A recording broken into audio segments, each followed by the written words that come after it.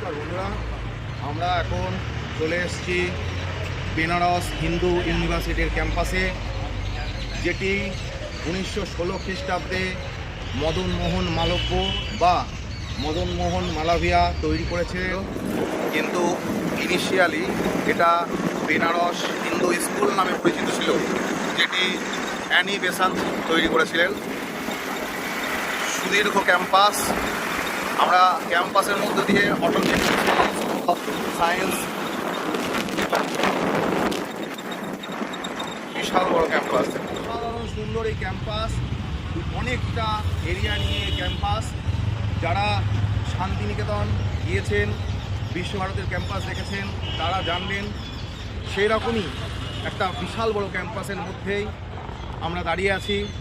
অবশ্যই বেনারস আসলে এই ক্যাম্পাস দর্শন করতে ভুলবেন না। আর এখানে বিড়লা টেম্পেলও আছে, আপনারা চাইলে সেটাও